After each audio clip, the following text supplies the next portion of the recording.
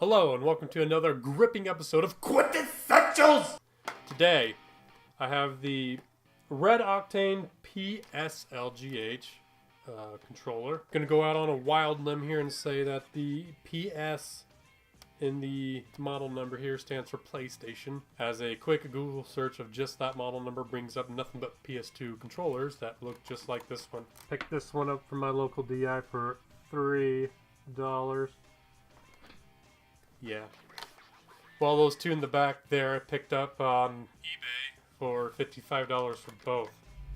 This one, it seems alright. I did notice at the DI that the whammy bar is kind of, a little limp. Just suffering from a slight erectile dysfunction. Normally, they stick up. Has this very pronounced whammy bar on the Xbox variant. Interesting enough, yeah, the model number on this one starts with XB. I'm going to go out on another whim and say that the XB somehow stands for Xbox. So it's a little dirty. Obviously had a lot more stickers on it than you can originally see. There's like outlines of stickers all over it. I haven't kind of played with it, so I've actually dusted it a little bit. But cords wrapped in not one, but two knots. And clearly a PlayStation controller because of the end of the cord.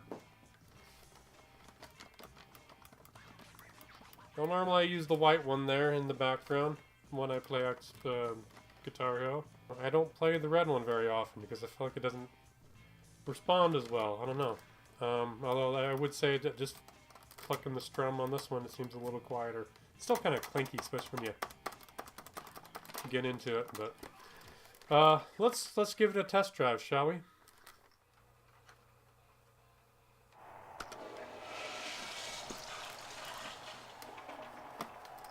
Don't look at me. Every man scratches his junk.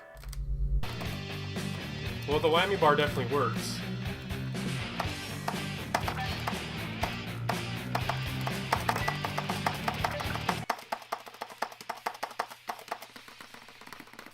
Oh yeah. So as you manually move it back up, it works.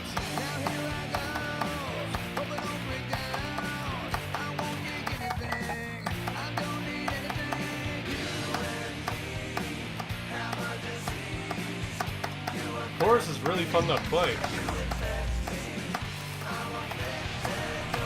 Should have waited for a 4x multiplier, oh well.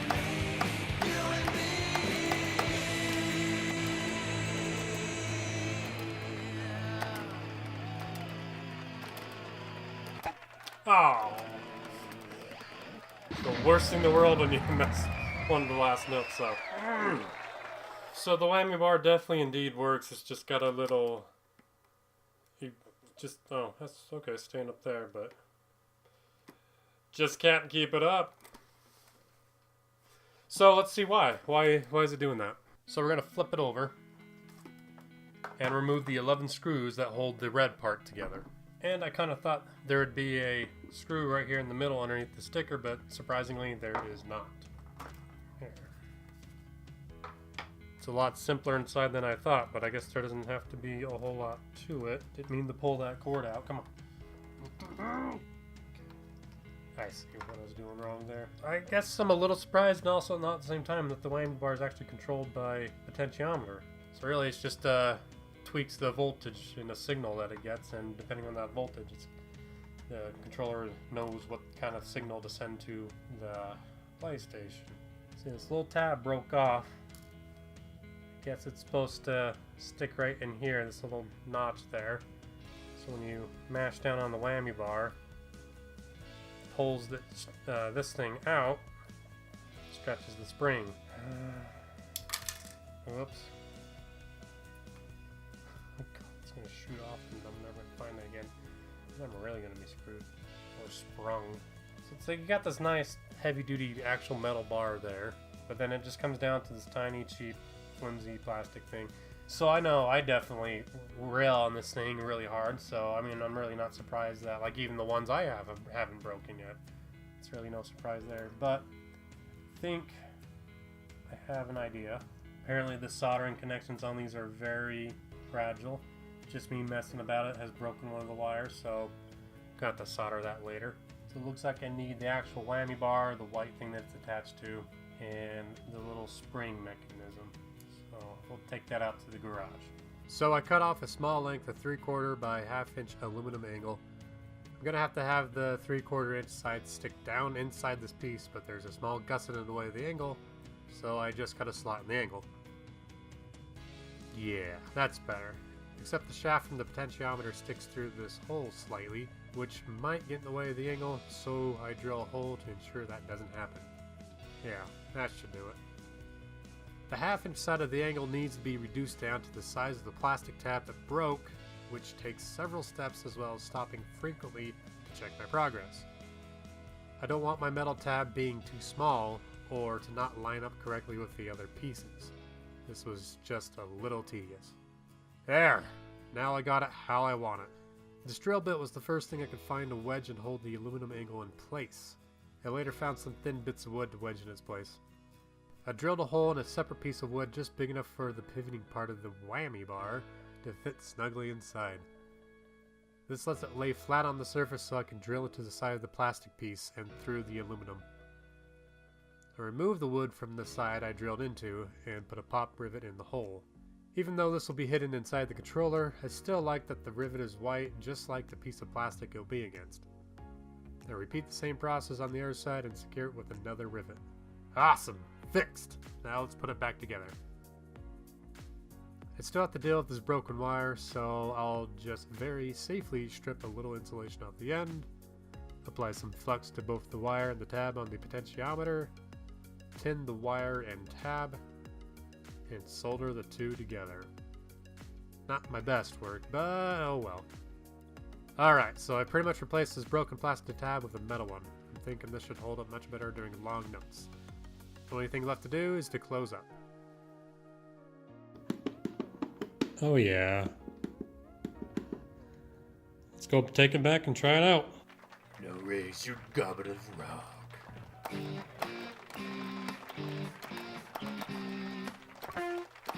Yeah! Ugh.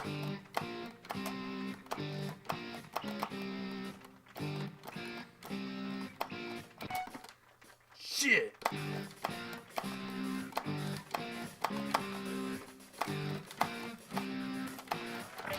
Come on! It ruins the mood. Okay, here we go. Yeah! If you like repeating the same 3 notes over and over, and occasionally get a little slight variation of the same 3 notes, feel free to play Smoke on the Water.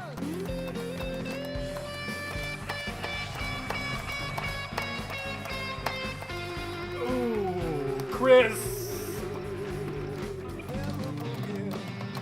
Oh, damn!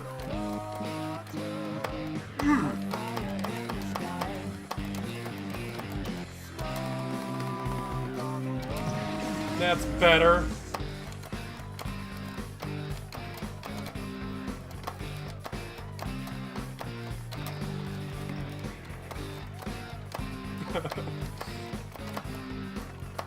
Rock harder the more I thrust my head.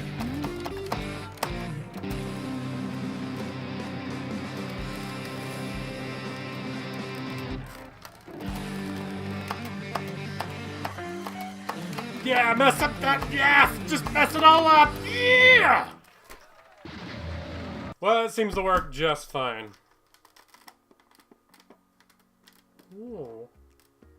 Oh. So there you have it. Pretty much the Guitar Hero controller whammy bar equivalent to Viagra. If you liked the video and liked seeing how it's possible to actually fix something like this, give the video a like. If you felt like it was too much time, not worth the time to fix, hit the dislike button. I would honestly not argue you on that one, because it did take me like an hour to make the little piece, and I guess it's really, you know, what's your time worth, really? If the alternative is I can just buy something else and it would actually take me less time at work to earn that money to buy that, rather than it would take me the amount of time it would to fix the thing that I'm trying to fix, well then it's obviously not worth trying to fix it. Just go buy another one. But and some things like just this morning I saw in the Facebook Marketplace in my area, there was 2 for $5, 2 of those guitars for $5 that somebody was just trying to get rid of them. And I mean, it was like an hour away though, so you have to factor that in. I mean, if it was like, you know, within a couple miles from where I live, awesome, that would definitely be the way to go. But there's always not those guitars available.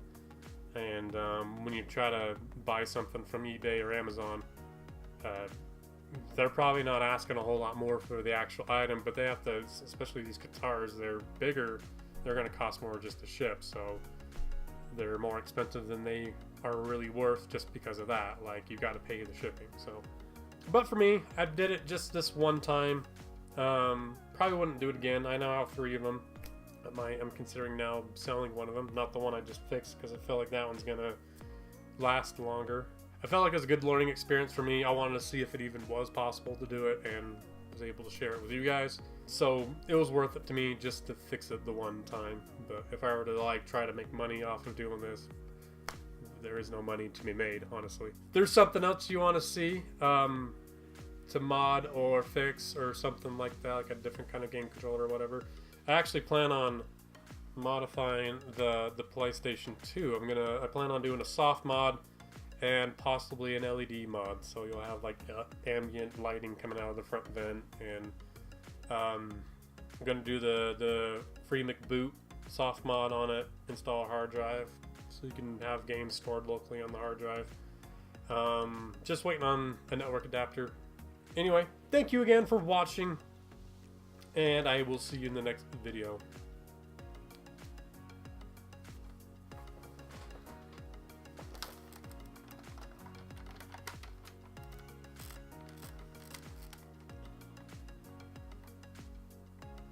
I guess I'll clean it up and pull some of these stickers off because they don't look that great.